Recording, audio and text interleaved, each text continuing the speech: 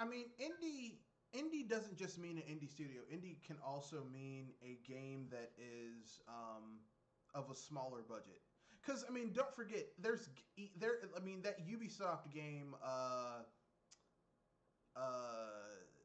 like that Ubisoft game that was like a little mini RPG, was also considered to be a an indie Indie game. game? Yeah, even though Ubisoft is not an indie studio. And that HAL game, Box Boy, was considered an indie game, although Nintendo is not an indie studio. So, you know. I was about to say, isn't it the people that made it not an indie studio? No, period. Like, HAL's not an indie studio. At least be sure, because Box Boy is something from the people that make Kirby. Yeah, it's a HAL Laboratories game, but HAL Laboratories is not an indie studio. But, you know. Yeah, I was at least being sure about it. I mean, I get where people are coming from. I'm just saying it's not, you know. Yeah. So, anyway, go ahead and introduce yourself, and then we'll dive into it. we're we're in for a long one, ladies and gentlemen, boys and girls of all ages. But welcome to the BS Busters Midweek podcast. I'm sorry, Yes. sorry, and indie podcast appeared. Yeah, we won't be doing the Saturday podcast quite yet because I'm still at my mom's house because she had hip surgery and I had to help her out. And her internet sucks, so Yeesh. yeah, it's not good. I mean, it's not terrible, but it's not what I have at my house, so I just don't really want to be bothered with it. So there's like bandwidth issues, I was and gonna this is the say, only day if where. if somebody calls that cuts the internet off, that's terrible internet. Well, not really that. It's just not very good. It's like she's got a tier. She's got a in terms of up and down speed. She's got the tier below me, below what I've got. I've got like top of the line. She's got the tier below me, but she's got all the other shit that goes with that. So for her, it's a good deal. But for me, I'm like, because I tried to. I had my laptop with me, and I was trying to do something with that, and like everything was lagging. So I was like, no, I'm not even gonna try with that shit.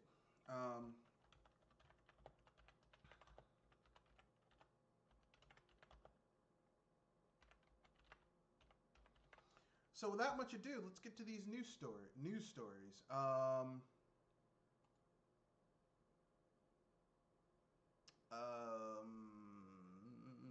Opening up the page. So the first one is this.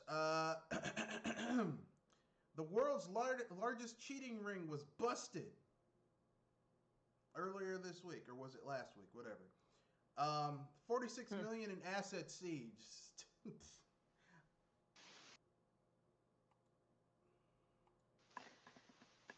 I was about to say, what's their specialty of cheating?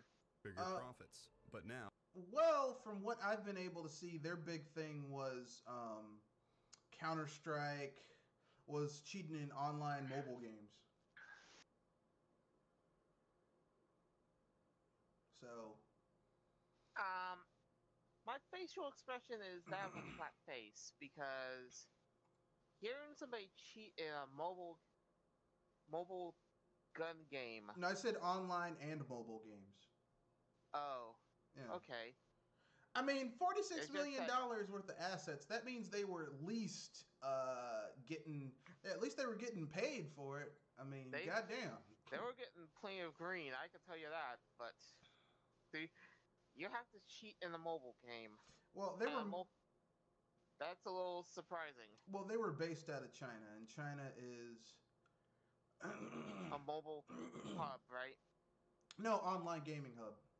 So, I mean, hell, $46 million in assets. I mean, they were getting paid. I think had they been a little more judicious with their spending, they probably would not have been busted. Because I'm looking at some of the pictures, and I'm seeing that they had like sports vehicles and shit, and I'm like, damn, maybe don't What? do that. I was about to say they actually spent some of their green on on race car style. I mean, race car quality vehicles. Yeah, that's what they had. I mean, they've got like Lambos and like Chryslers, whatever's. I'm like, God damn, this shit's That's ridiculous. yeah. At least they are not wearing the bling. No, But they probably damn. were wearing the bling too. That's the thing I don't understand about criminals. Like, seriously, like if you're gonna make money off of your crime, hide that shit. Be very Low key.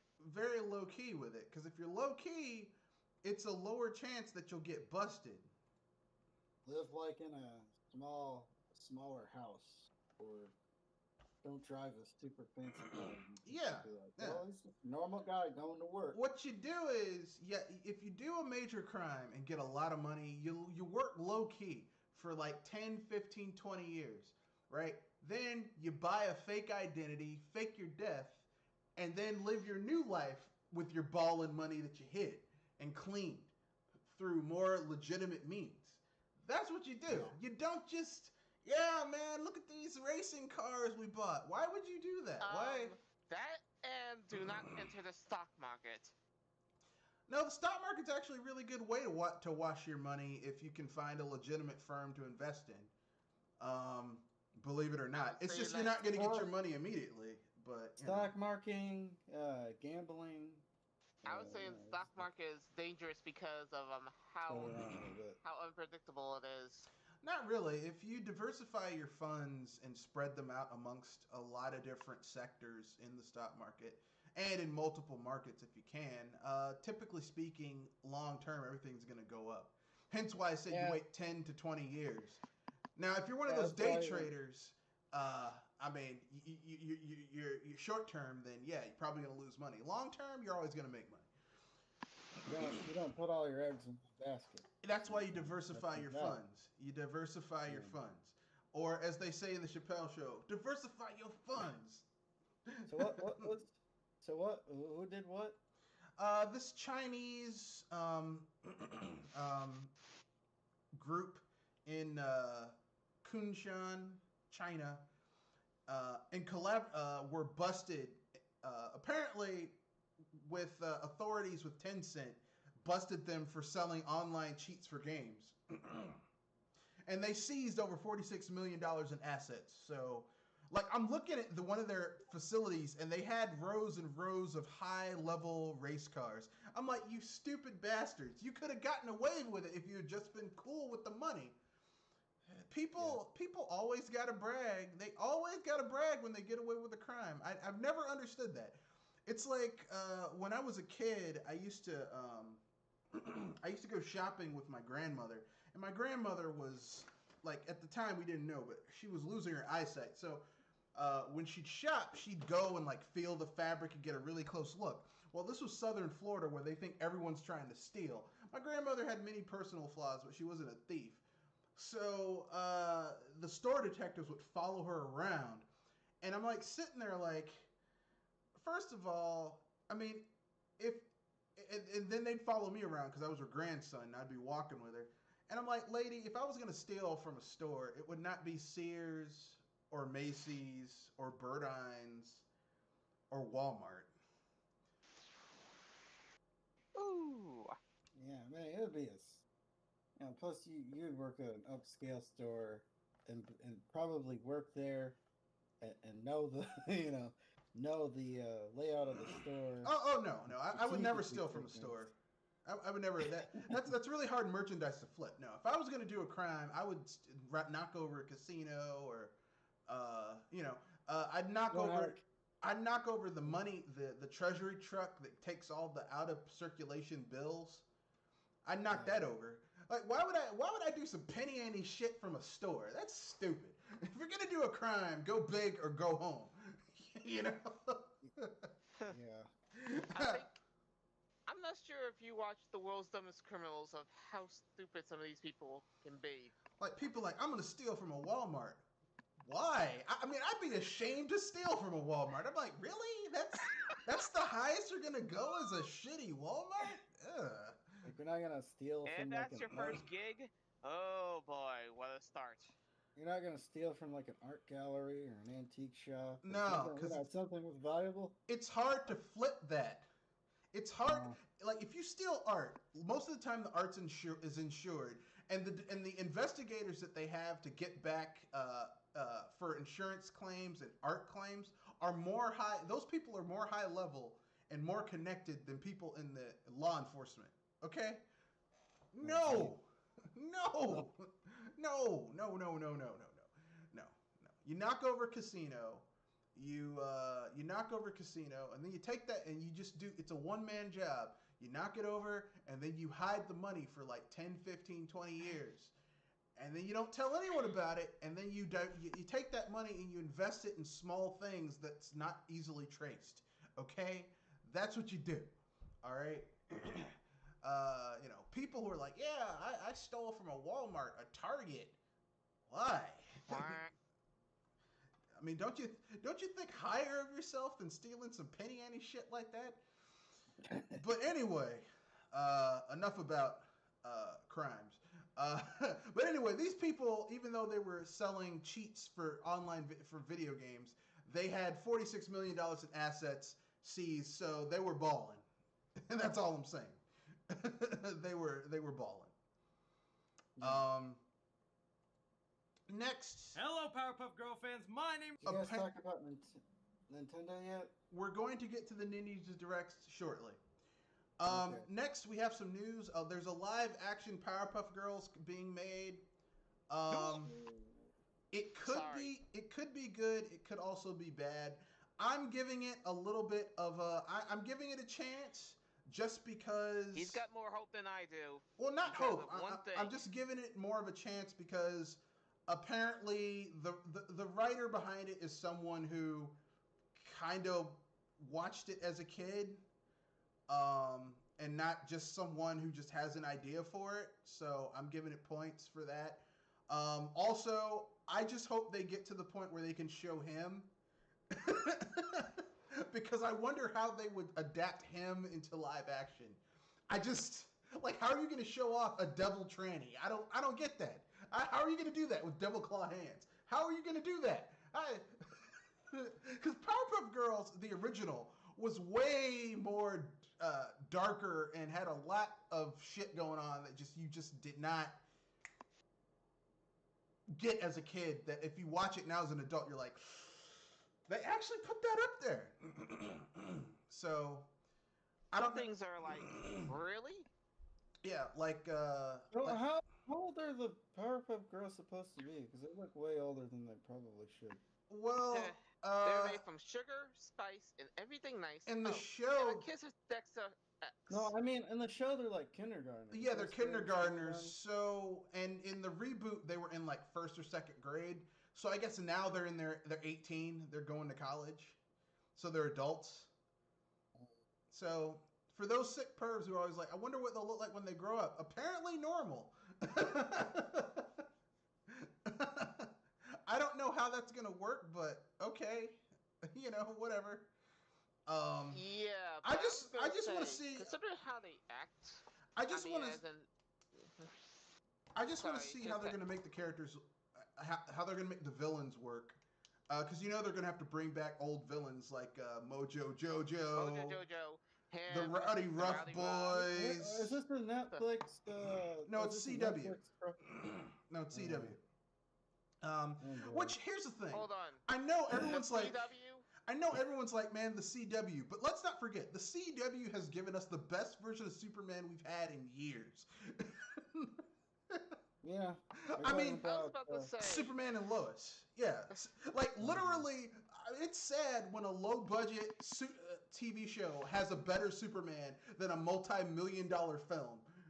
Like, Superman actually doing Superman shit and acting like Superman. Like, trying to save people and save the world and not being, oh, I can't save those people because my parents were assholes. No. Like, Superman doing Superman shit. It's amazing. I know. But what were you going to say, Jewel? Sorry. I was just saying that, if anything, the CW has a mixed record, but yeah, at least there's some good I just hope that it's not towards the more trashy side. Well, the problem with the CW is that a lot of times their shows start out strong. Like Arrow started out strong, and then it just turned into Batman. Except instead of Batman, it was the Green Arrow, and it fell apart. The Flash started out strong, and then as it went further on, they kind of ran out of steam. Water. Yeah, they just kind of run out of. I was going to say, funny enough, considering that you're working with the fastest thing alive. Well, I mean, the sad thing about CW shows, like I said, is that a lot of times they start out strong and then they just they lose steam.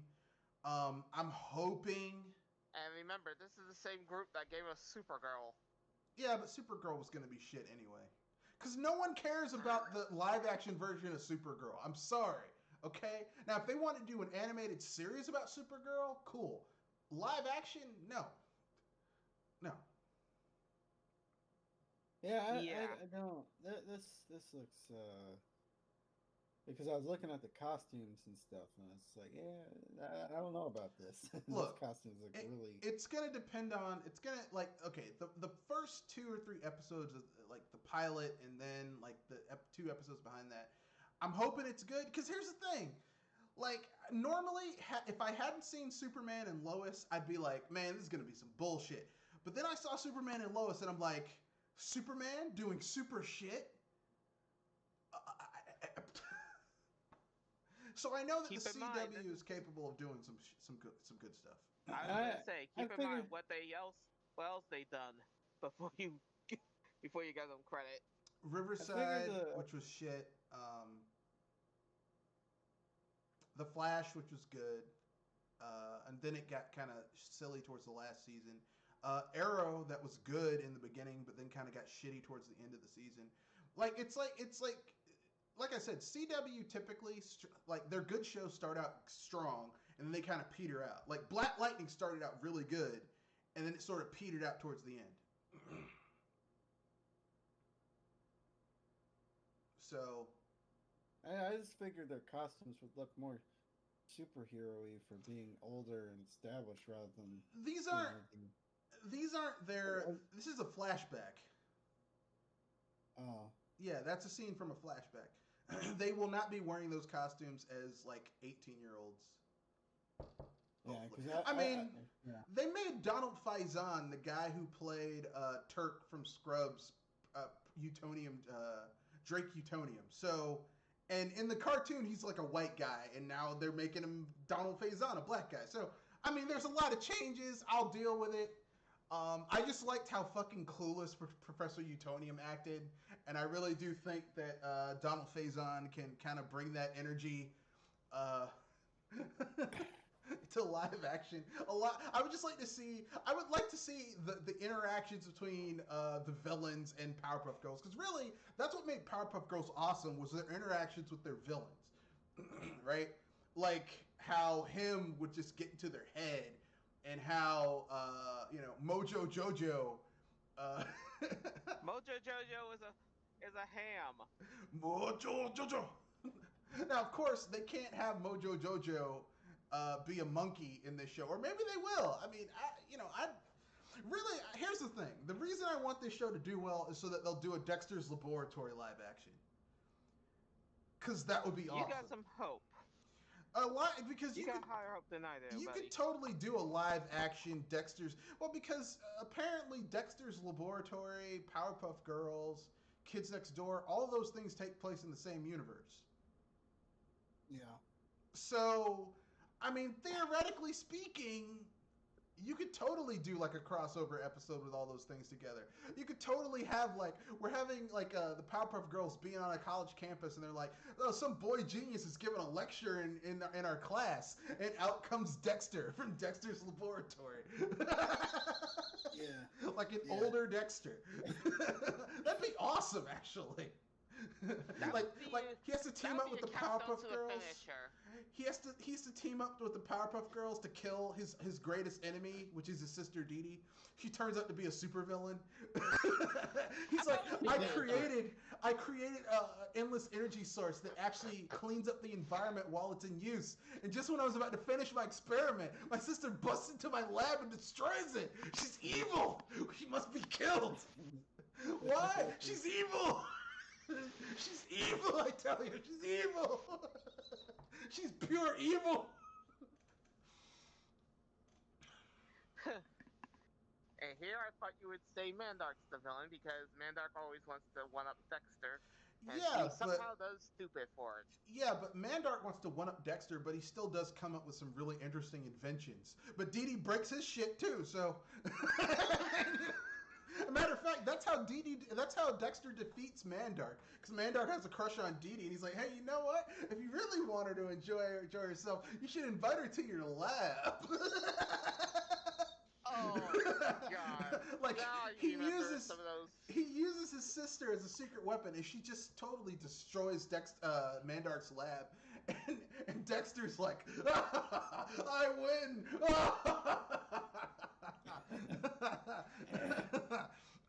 Yeah, so that's how he defeats Mandark. He weaponizes Dee Dee. Next, we have, there's a crazy rumor that Kojima's next game may be published by Microsoft.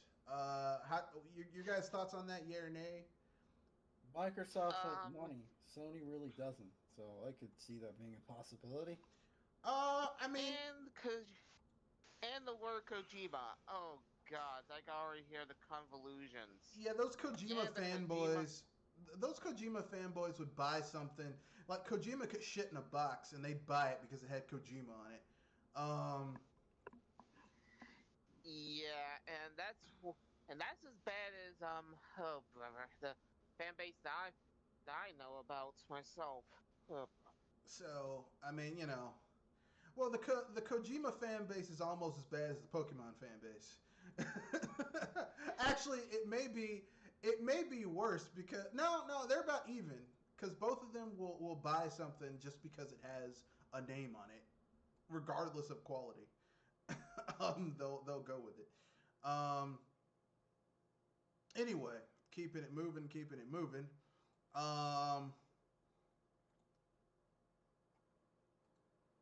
So, your guys' thoughts on that? Yay, nay? Agree, disagree? I mean, I could see it happening, but I don't really care. I don't get the fascination with Kojima. I mean, I groan about it because his early games were good, but his... No, go ahead. They're gonna find out. Microsoft's gonna find out how money vacuous he is with his projects. Yeah, his early games were good. His later stuff is just kind of trash. Like the stuff that he's popular for, like Metal Gear, I think is overrated. The Metal Gear series is his keynote, and oh boy, well, no, I'll say that vacuum. The first two Metal Gear games on the MSX were pretty good. The two 3D Metal Gears are pretty good. But then once you get to Metal Gear 3, 4, and 5, it just kind of like the story gets too damn convoluted to follow. I was about to say it's at least easier to follow than Kingdom Hearts, but still. Yeah, but that's like saying. I mean, I'm kind of rusty. It's difficult for me to come up with a line. With a comparison, but saying that Metal Gear is easier to follow than Kingdom Hearts story is like saying, hey, would you rather have a nail in your foot or in your hand? Yeah, if you take a nail in the hand, your hand will heal better because your hands heal very well because a lot of blood flow happens to your hands. But if you take a nail to the foot, it's going to heal worse because you don't get as much blood flow to your foot as to your hands. But either way, you still got a nail into your body. It's pain galore. Yeah, kind of like do you want your blood drawn from your arm or from your rear end? Your way, it's coming out from. That blood's coming out somewhere. I'd rather have my arm just because your rear end, every time you sit down, you're going to be in pain for a while. Whereas your arm, you'll eventually forget about it unless you lay down, and you got all day to worry about that. Next, Epic will lose $300 million on Epic Game Store exclusives, and they're totally okay with that. And let me guess, it's because of their games that they're losing exclusivity to, right? No, these are exclusives that they paid for. They must be making money somewhere else. I think they're making mostly their money from Fortnite. I think Fortnite and also all those games. Because basically, remember a few years ago, before Epic created their game store, they said we're no longer licensing out our like, you don't have to pay for a license to use Unreal. You can use it for free, but once your game reaches a certain sales threshold, we get a cut of the revenue generated. So that's how Epic was making their money for a while. So, but here's the thing: haven't you noticed that a lot of games use Unreal Engine? Yeah. So that's a lot of money. Yeah. Unreal's pretty, I guess, if you're a developer, it's pretty easy to use, and you don't have to spend a lot of money developing your own engine. Yeah. So. Yeah, and I can already tell that with the engine and Fortnite money, they're probably in the green somewhere. Well, I don't think they're in the green. I do think, or at least not majorly in the green, or for more business-friendly terms, they're in the black. I didn't say how much. I don't think they're balling, but I don't think they're underwater either. I just, like, personally, I wouldn't want to lose that much money just to have exclusives that, like, you look at Epic Store exclusives, most of them aren't really, like, big time exclusives. They aren't exclusives where I'm like, man, I gotta buy this on the Epic Game Store. Like, Kingdom Hearts finally came to PC. It's an Epic Game Store exclusive. I wouldn't buy. It's also $60 for each game, like between $60 to $50 for each game. I wouldn't buy those games if you gave me the money and said spend it any way you want to. I don't probably. Yeah. I mean, and it's probably gonna come to Steam and other places next year. And when it does, I'm gonna be okay with that. Yeah.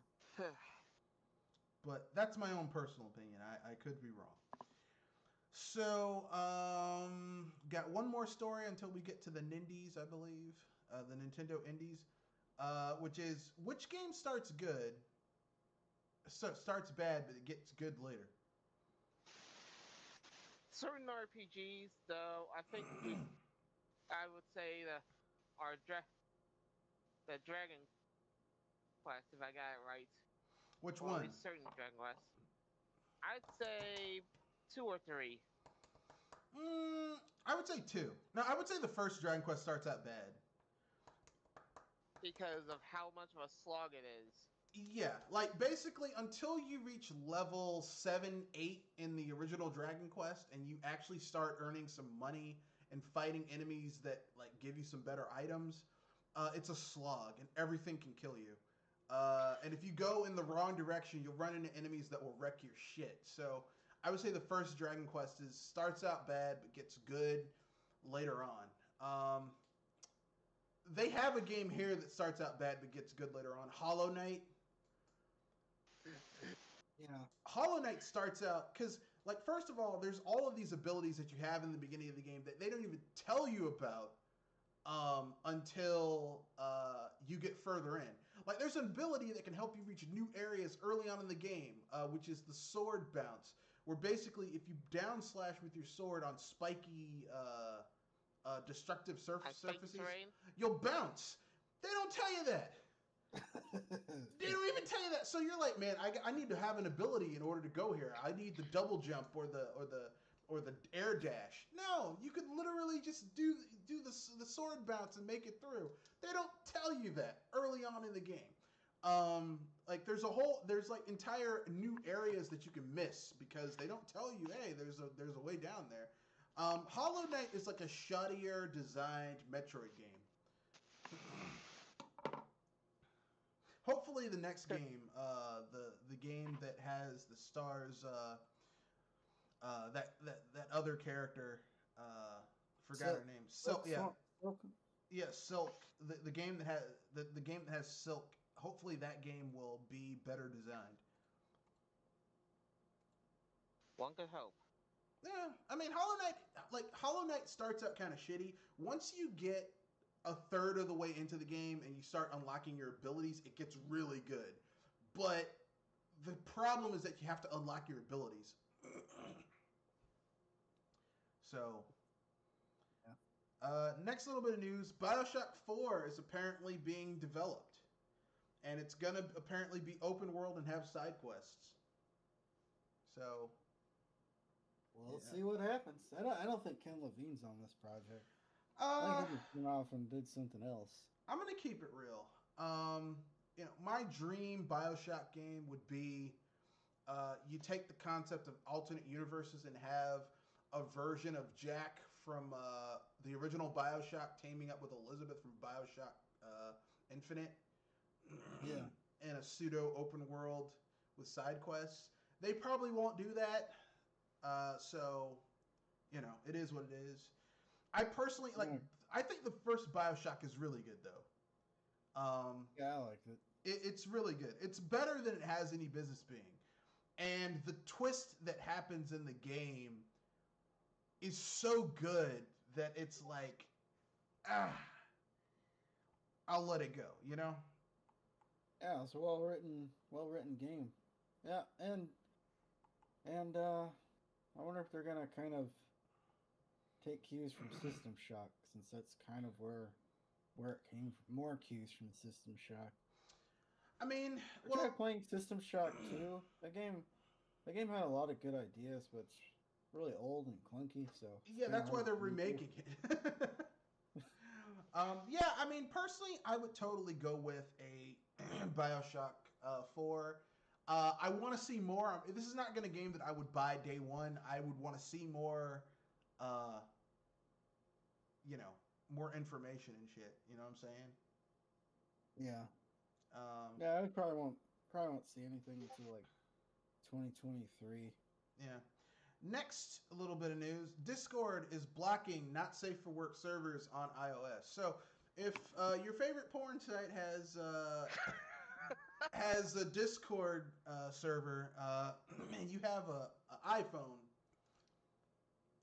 and Discord on said iPhone, you ain't gonna be able to check. They updated. They added that new movie from my favorite star. Now, not on iPhone. Thanks a lot, Apple. Yeah, I was gonna say that is, thank you, Apple, for being a rear end. I'm not into that sort of thing, but that's kind of weird. Why would you do that? It's Apple. I don't know, man. It's Apple. That's all I like. The way I feel about it is like this. I thank Apple for making Tumblr go reactive too. So, oh boy. People should be able to do whatever. Like, if you buy a product, you should be able to do whatever the hell you want to with it, because you bought it. Like, you buy an iPhone, you buy a Mac, a computer, you should be able to do whatever the hell you want to with it. Okay, if you want to, if if you subscribe to a site for adult content to help you, take care of yourself. Enjoy yourself. If that's what you want to do, and you want to check that when they update the site and add new content through Discord, I mean, you bought the product. You should be able to do whatever the fuck you want to with it. It's just kind of weird. But whatever. Yeah, but as I said, this is the same Apple that went at Tumblr, and how that went down is that most of the people I heard from fled from it. I mean, if that happened, it happened. Next, the Nintendo Indie Showcase. Now, I put a link in the chat that has all of these movies. I mean, all of these games listed out during the Indie Showcase. I will share it with the viewers so that they can see it for themselves. So here we go.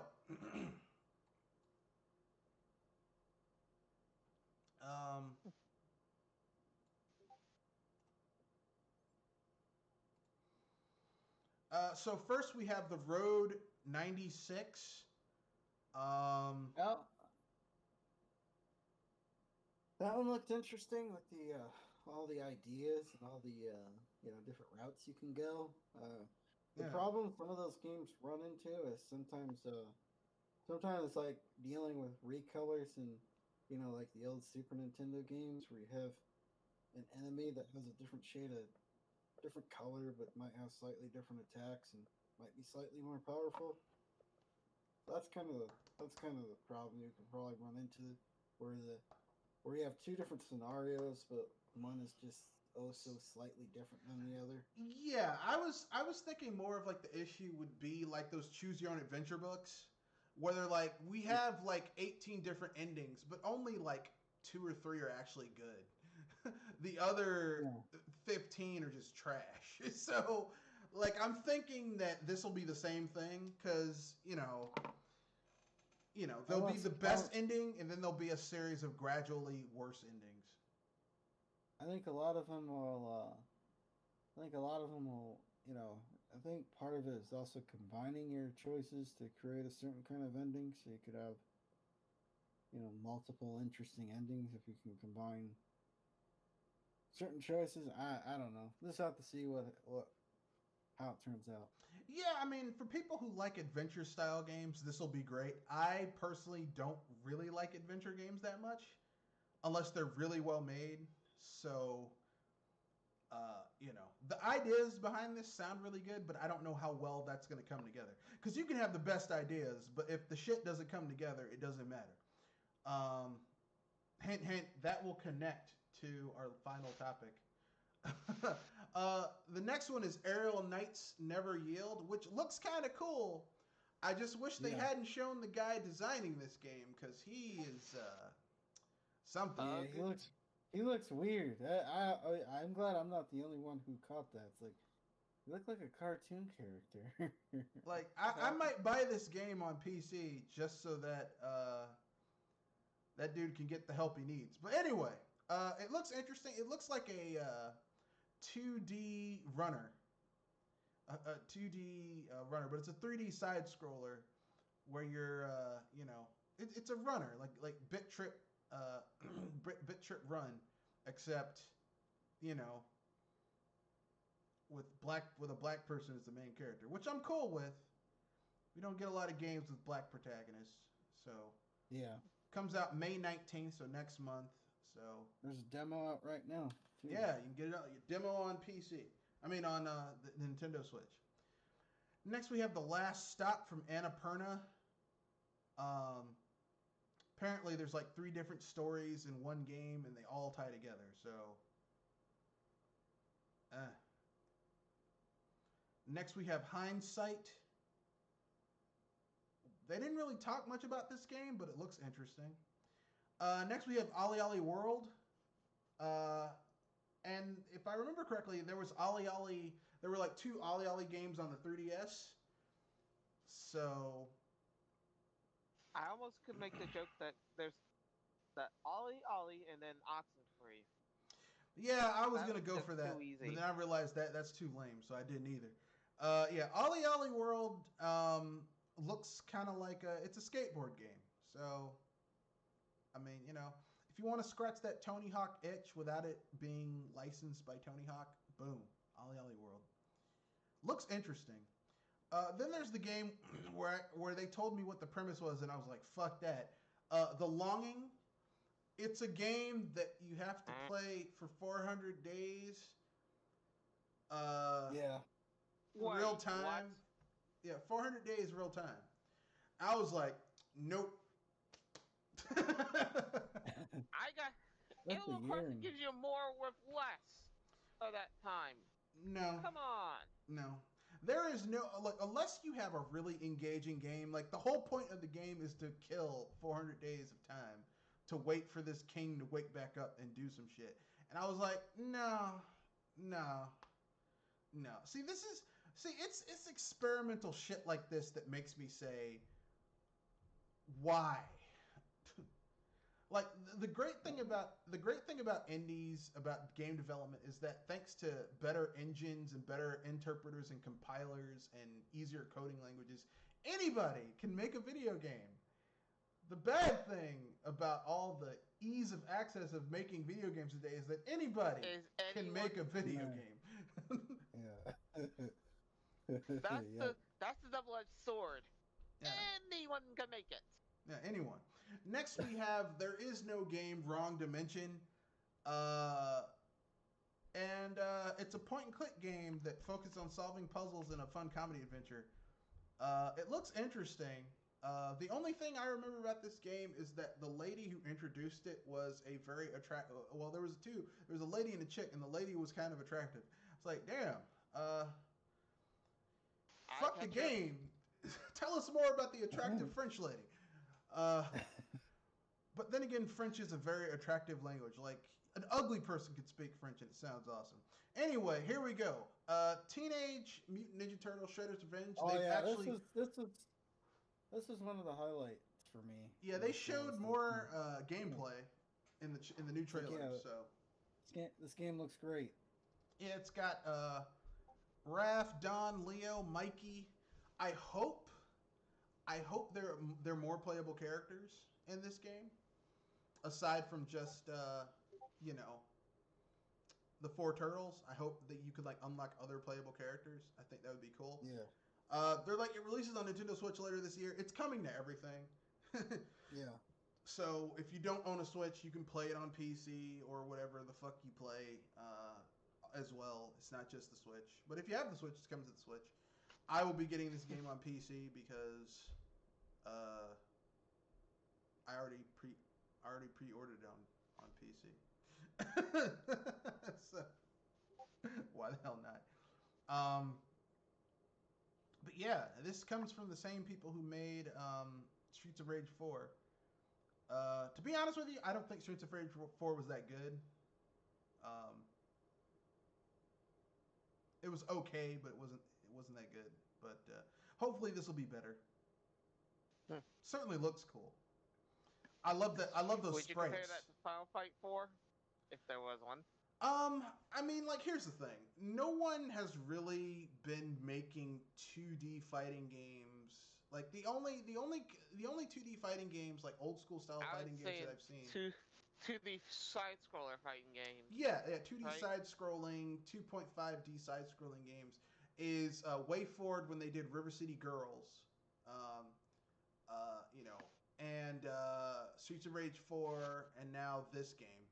Like, it's not like it used to be back in the day. And what I've seen from the 2D, 2.5D fighting games is that, like, they're either going for this style, which is cool, like your Scott Pilgrim, like old school beat 'em up style, or they go for that shit that's made with those engines where they use like almost realistic assets and it just looks kind of shitty.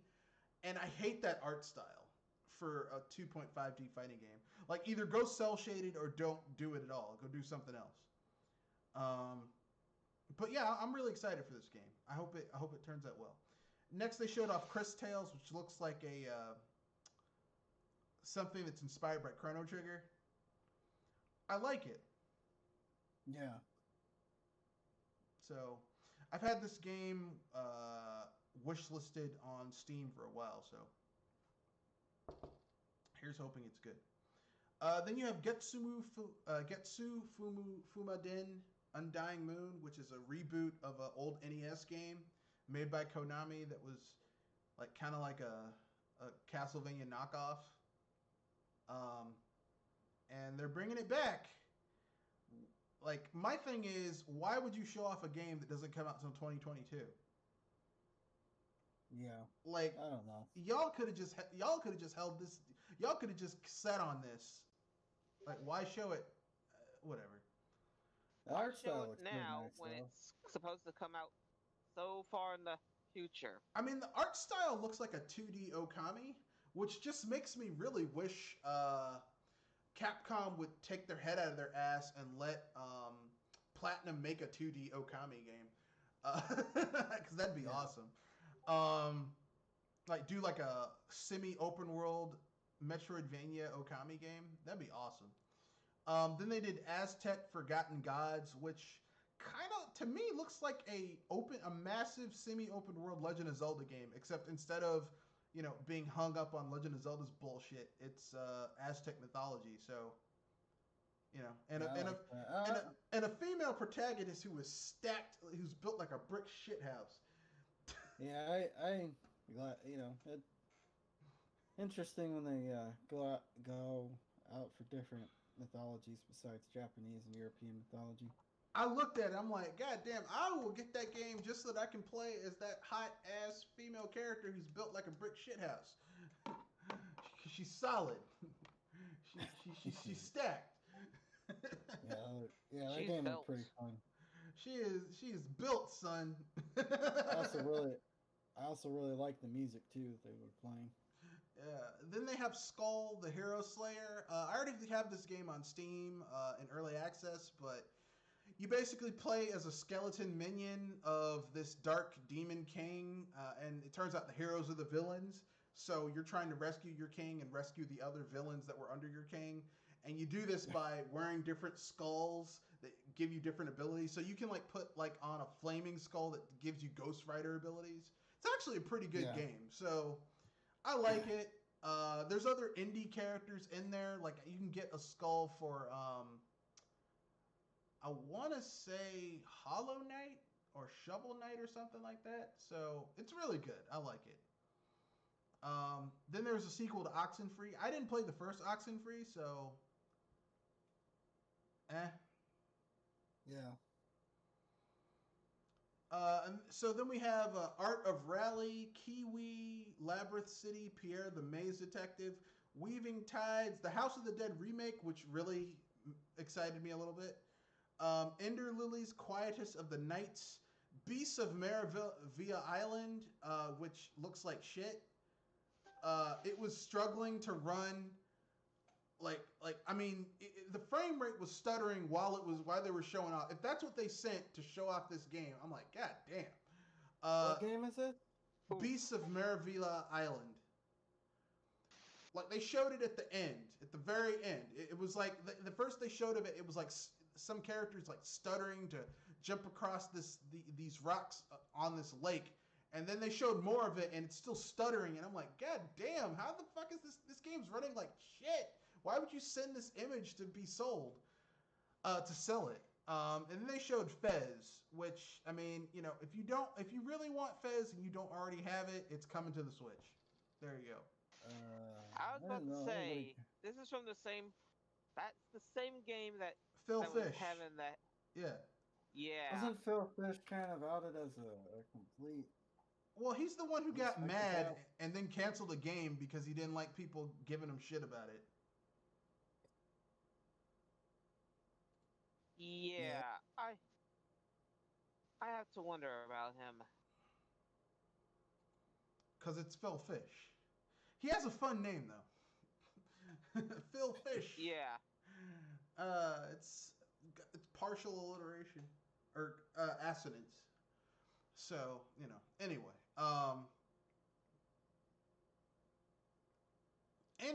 So that leads to the final topic of the cast before we move on to unpopular opinions / well, we'll just do unpopular opinion because it's still Wednesday. Which is franchises that have gone downhill.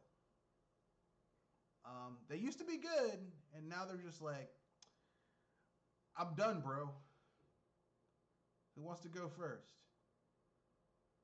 Yeah, I'll say the obvious one, and at least for me, is Call of Duty. The first one was pretty decent. The second one was alright.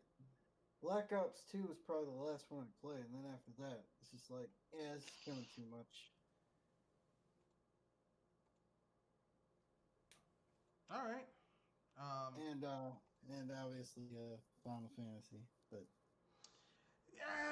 yeah, but down here for a while. We got some really good Final Fantasies though as well.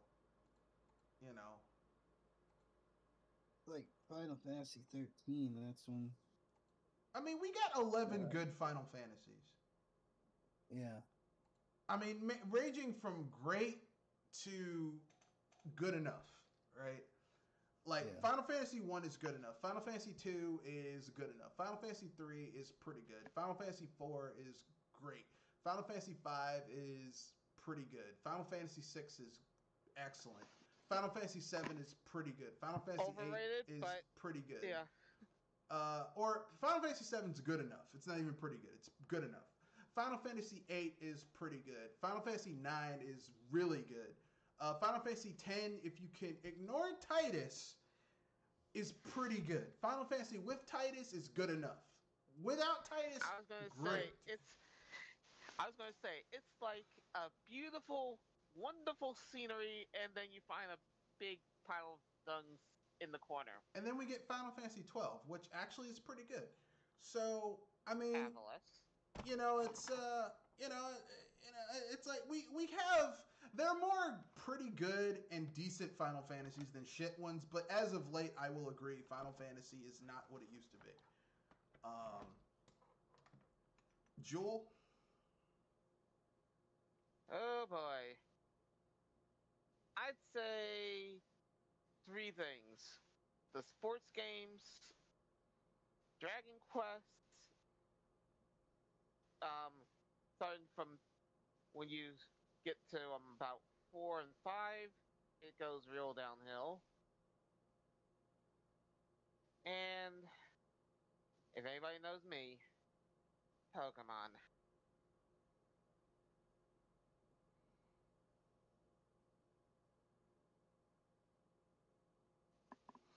All right, I'm gonna say I'm gonna name 2 franchises that used to be good but have gone downhill.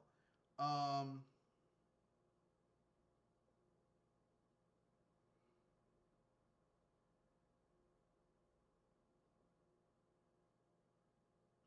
the first one I'm gonna say is Street Fighter. Street Fighter used to be good. It's not good anymore. And anyone who tells you Street Fighter is a good franchise, no.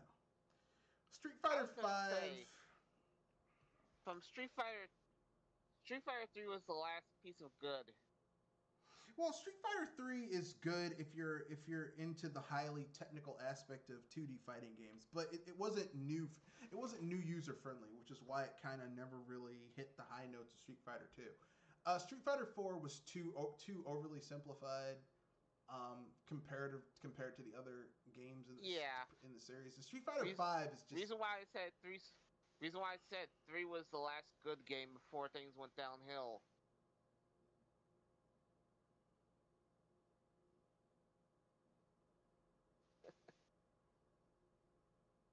Oh boy.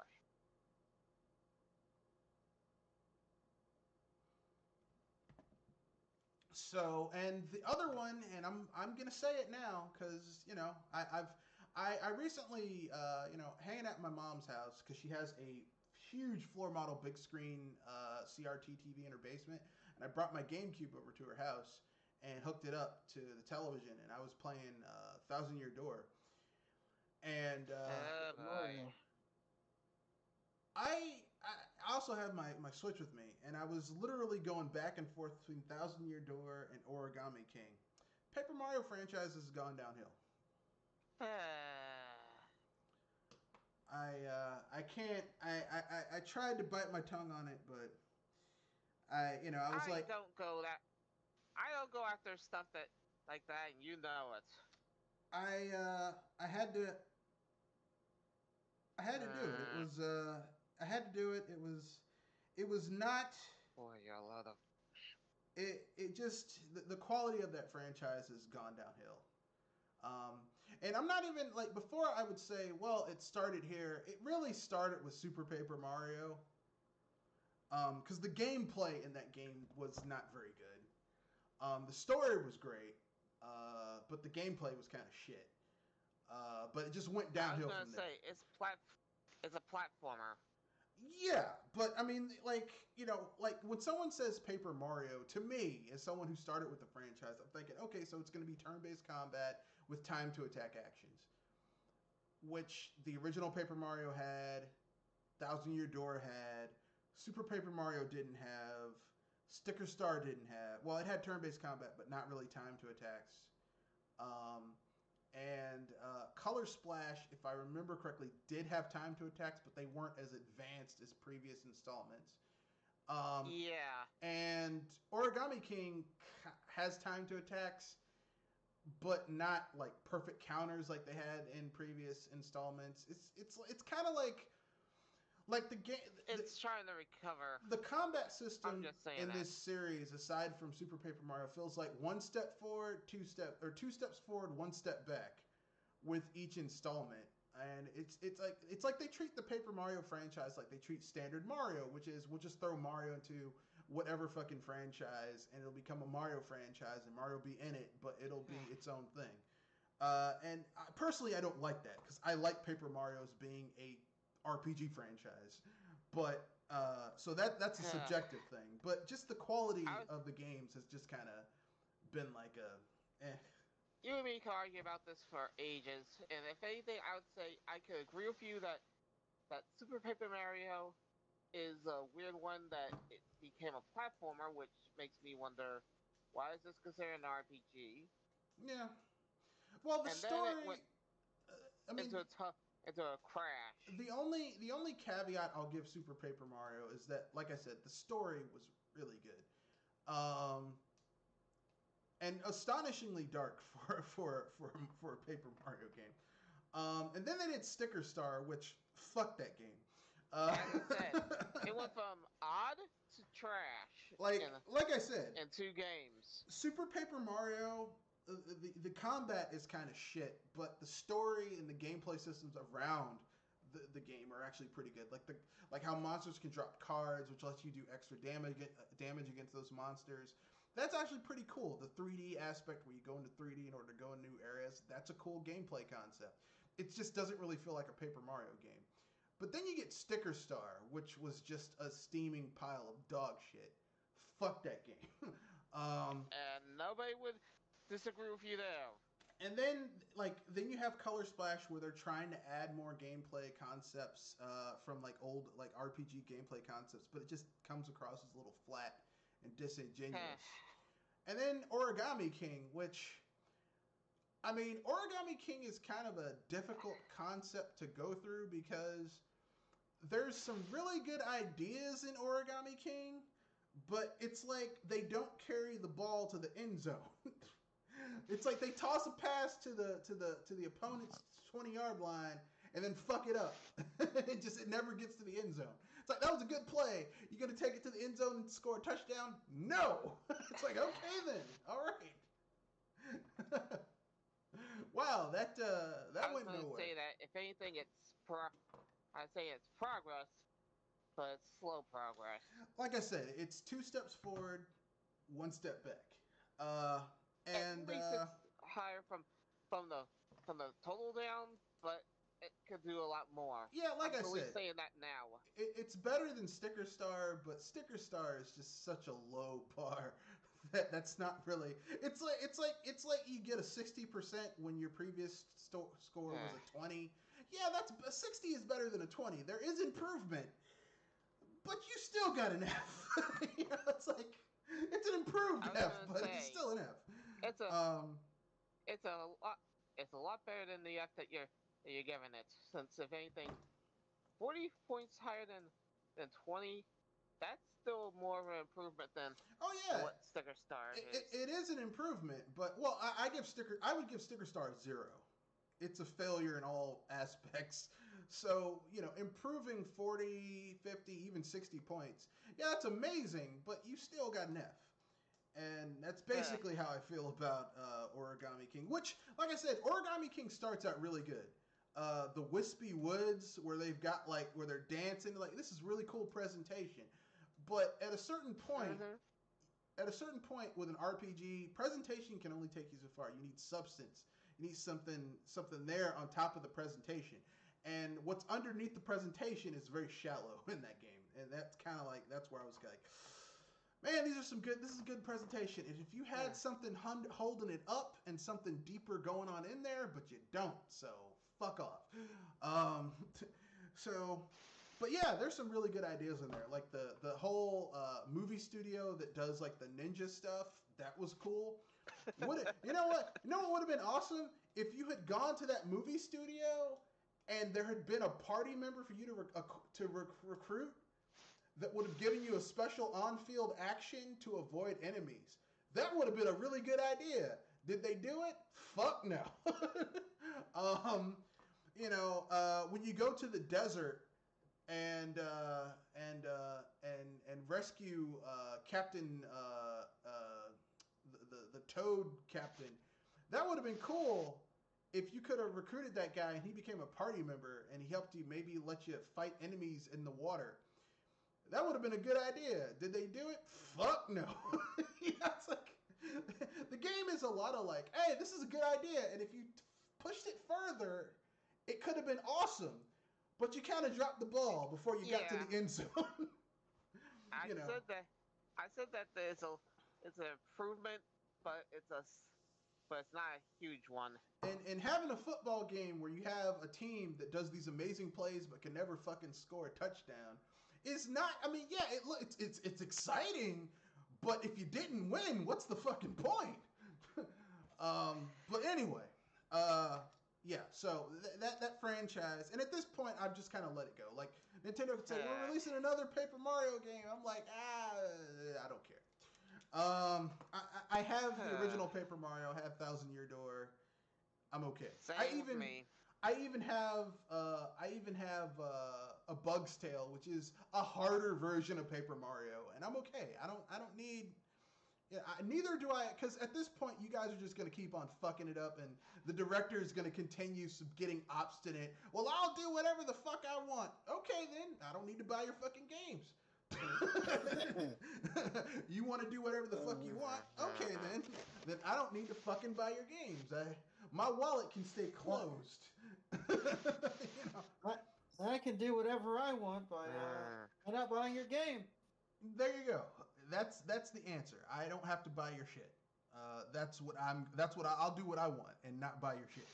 But anyway, I guess we can get to unpopular opinions, unless you guys have any free topics you want to bring up, because we're running a little bit. You guys have any free topics you want to bring up? Anything you're like, I really want to get this off my chest? With me, I could at least say Sony's been making news yet again, and it's all about a battery in their systems. Wait, what? If a battery expires, then it will need to be replaced in order to update, in order to catch up with its system. You mean the battery in the controller? More of a battery in the console itself.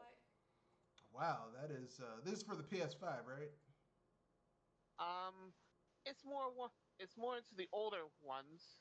I think 4 or 3, but once the PlayStation consoles move from supporting the PS3 or PS4 and the battery goes out, you will never be able to play your system ever again, unless you play demos.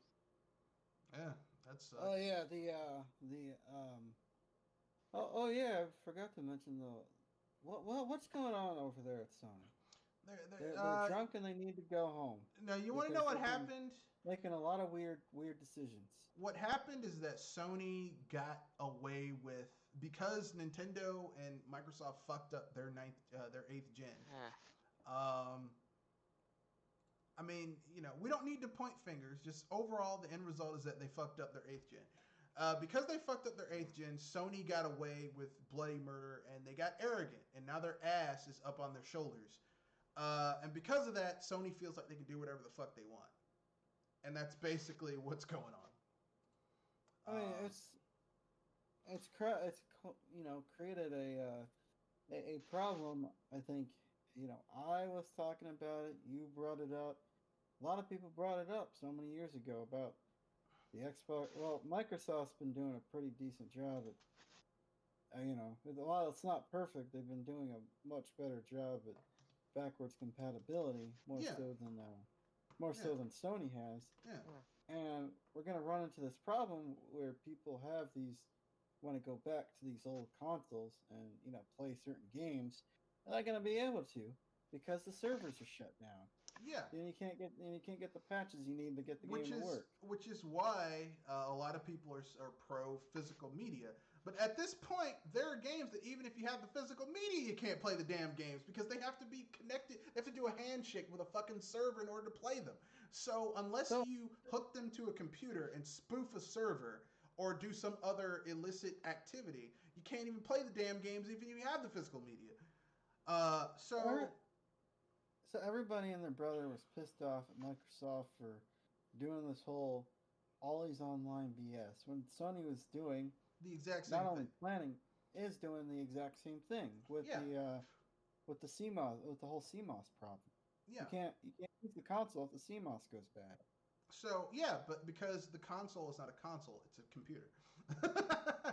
When will people understand this? Your 9th gen consoles are not consoles. The only 9th gen console is the Switch. And that's not even a console, it's a hybrid. It's a handheld console hybrid. Okay? The PS5 and the Xbox Series X are PCs. They're mini gaming PCs. That's all they are. Okay? You don't have consoles anymore, okay? Maybe Nintendo's 10th gen gaming device will be a home console, but as it is right now, most people are using their Switches like a handheld. So, I mean, like, no one's got a console out right now, okay? So, what do you? I mean, it sucks, but that's what's going on. Your guys' thoughts on it? Yay, nay, yes, no, maybe so. I hear, and I can hear a bigger mess going to arrive soon. That's all I'm gonna say.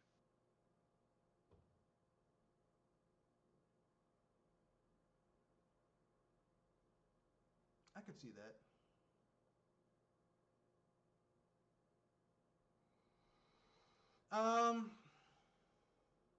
So,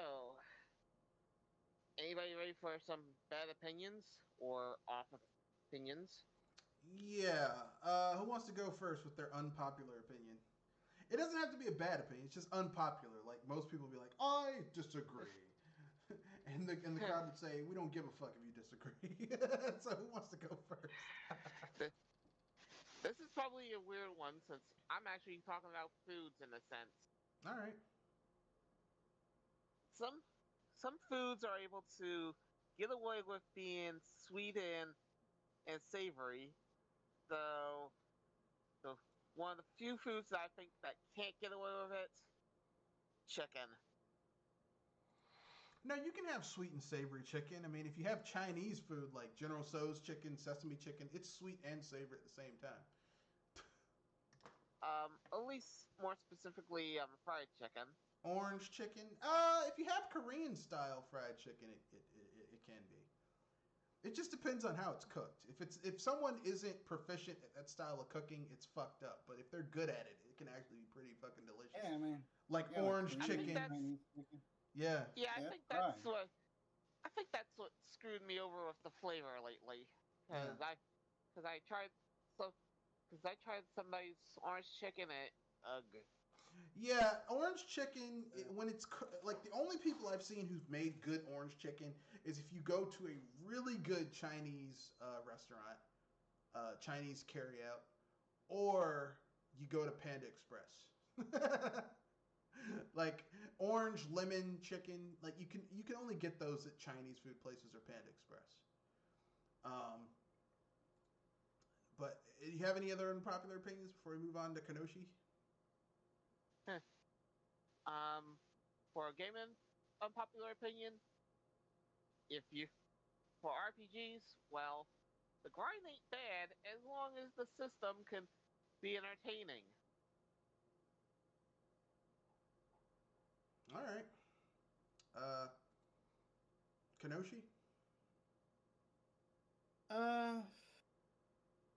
I had an unpopular opinion, but I thought about it, and I don't think it. I don't think it makes sense. Because I've been reading Berserk and was thinking about it, and I've heard people argue that Sasuke from Naruto is aping Vegeta, but I think I think he's more or less more. He might be aping Vegeta in the sense that his whole clan was wiped out, and he was the only one left. But I think he's aping Griffith more than just because of his whole. For one, he names his team the Hawk after. I think it was either after defeating Itachi and figuring out what he's after figuring out the truth of what Itachi was doing, and then you have him wanting to kill Naruto so he can slice off that one part of his humanity so he can gain ultimate power. Also a bit of a megalomaniac. But, I think you're reading too much into it. I personally do think that Sasuke. I personally do think that Sasuke is literally aping Vegeta. Yeah, I was thinking about too. It's like, maybe I was reading into it. Maybe he's just aping Vegeta. Because Naruto is Goku and Sasuke is Vegeta, and at the end of Dragon Ball Z, they wind up becoming begrudging friends, versus who are also adversaries, but they're adversarial friends. Like the problem with another case of somebody being upstaged by somebody in orange. Well, the problem with Naruto is that the whole point behind Naruto is that it's about ninjas, and the lesson that the third Hokage wanted Naruto to learn, and what Tsunade wanted Naruto to learn, and what Jiraiya wanted Naruto to learn, what every ninja teacher in the Village of the Hidden Leaf, and every ninja older ninja wants to teach the younger generation, is that being a ninja is about sacrifices, and sometimes you have to do things you don't want to do for the greater good. That's the whole fucking point of Naruto. And then they take that lesson and upend it in order to have the power of friendship save everything at the end of Naruto Shippuden, which is just fucking stupid. That's not part of it is just because Naruto and Sasuke are obviously huge cash cows for the franchise, so they can't Look, just man, kill off Sasuke. it would have been awesome. It's Shonen Jump. It's a Shonen Jump anime. Yeah, but Shonen Jump has had anime that got dark and people were murdered. So, I just don't the person directing it didn't have the balls to do it. But just think about how fucking awesome it would have been if Naruto would have had to he's like, look, we were friends, adversaries, but you tried to destroy our home, and I want to become the Hokage of this village, and I can't let that stand. And they have their final conflict, and Naruto just kills him, just straight up murders his ass. Like, look, he had to die. And then you have, you could have done under the son of Naruto, but having Sasuke's wannabe girlfriend be pissed at Naruto all those years for killing Sasuke, that could have been some interesting character building, some tension. Yeah. Like having people who actually liked Sasuke, who were like, yeah, Sasuke's our man. He's so much better than you. And now that he's Hokage, all those people who were always kissing Sasuke's ass, and they found out he was a piece of shit, they're like, this is gonna be awkward. Yeah, I mean, but no, the power of friendship. Yeah, that's the thing that bugs me.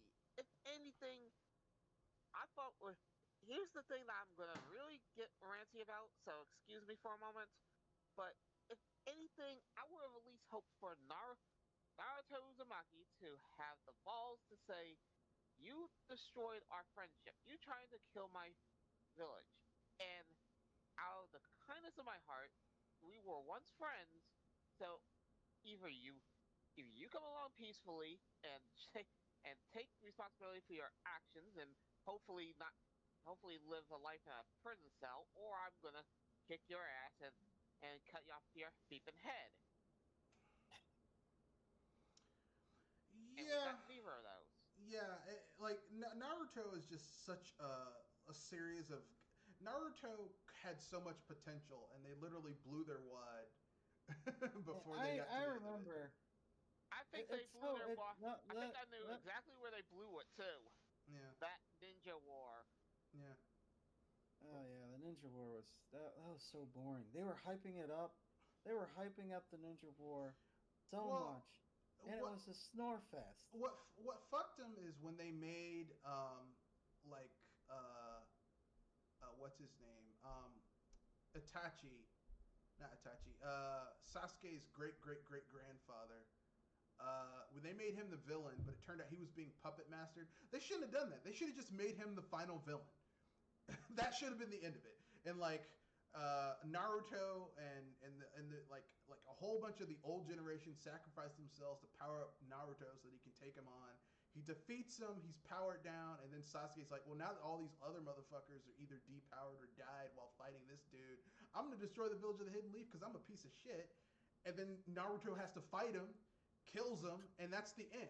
Like it's a because if you read like ninja and based like stories and ninja based folklore from Japan, they don't have happy endings. Like people die in the end. So why stop there? You know, like keep it going. Yeah, I mean, at least which is what they should have done. At least the vision I had would have at least made a lot more sense, and either way, it would have went with Sasuke getting his just desserts. It's like, hey man, you gotta die. Sorry. And if you ever watch Naruto, you know, if anybody ever watches Naruto again or watches it for the first time, when you get to the Ninja War, just skip it and go right to Madara. Yeah, Madara Uchiha. Yeah. Because really, like I said, Madara Uchiha should have just been the primary villain of Shippuden. Like, why the fuck did you have to add all this other? Because basically, the power escalation got to the point where they had to Deus Ex Machina the ending. Which, when you have to use Deus Ex Machina and magic boxes in order to fix your problems, you're a shitty writer. Yeah, I'm looking at you, Alex Kirkman and J.J. Abrams. But anyway. Anyway, so yeah, that's my I guess that's your my unpopular opinion is pretty simple. My unpopular opinion is this: stop innovating shit stop fixing things that aren't broken. I'm looking at Nintendo here because they love doing this. Nintendo loves taking things that are formulaic, and just because they get tired of the formula, they change it. And it's like you perfected the. It's like the reason you go to your favorite restaurant is because you like that recipe. Don't fucking change the recipe. Just because the chef is bored doesn't mean they should be changing the major recipe. Don't do that.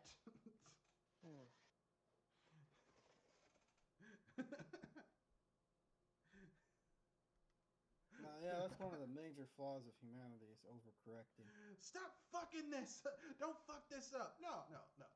Overcorrecting is not a problem with social issues. Like, if you have people that have traditionally been discriminated against for, bullshit ass reasons. Oh, we don't like the color of your skin, or women can't vote. Okay, fixing that shit is a good thing. But if you're talking about a commercial product that you've perfected the recipe on, okay? It's what it needs to be. It does what it needs to do perfectly well. And you keep on fucking it up just because the people who make it are bored. No. I'm talking about overcorrecting to the point where you actually end up going back several steps. No. But it's like, it was fine the way it was, or you actually fixed some problems, but now you want to correct it even more, but you end up going back a couple steps. I'm talking about commercial products. I hate that shit. Because I've gone to restaurants where they have perfected their recipe. It's like, this is the perfect dish. It's just how I like it. And then they're like, yeah, we had to change it. Why? If you're going dishes, then go at Domino's, please. For I the would love never of go our- to Domino's. I hate Domino's. Yeah, I was Their gonna pizza's say terrible. It's always I been mean, terrible. the pizza at Domino's was tolerable before, but then they changed it and it's worse. Oh, it was terrible before. It's just like, here's the thing. The reason I said the it was reason there are tolerable. people who think the reason you probably think that is probably because your local pizza chain sucks. And because Domino's is standard. It's like standard. Like Domino's is like 2 steps above Little Caesars. Oh, F you know. Like Little That was Caesars, terrible. like Pizza. So, in as a in, the Domino's is terrible. on a scale from 1 to 10, 10 being the best, 1 being the worst, Little Caesars is like a 3, and Domino's is like a 5.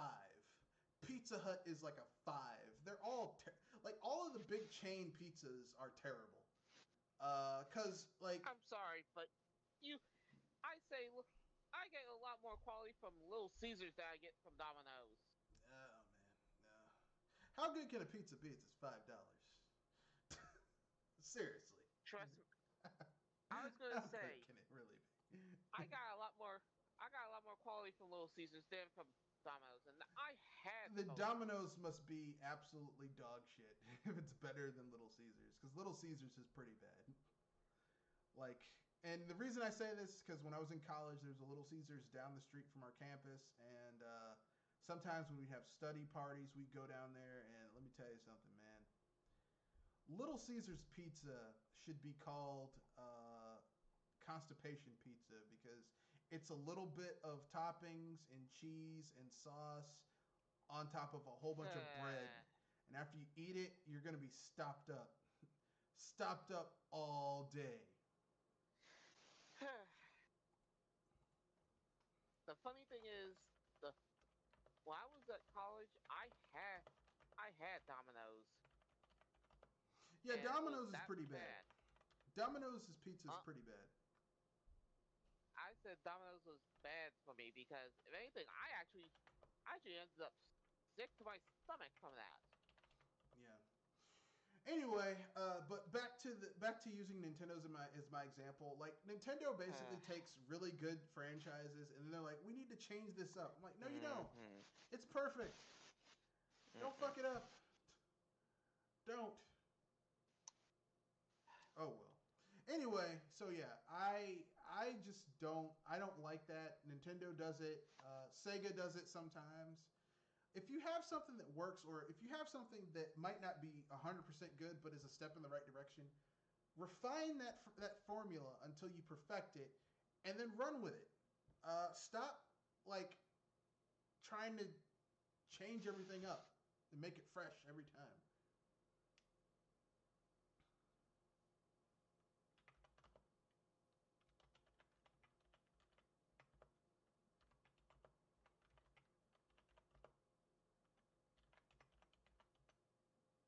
But that's it. That's my unpopular opinion. Good one. So, anything you guys want to pimp out before we wrap things up?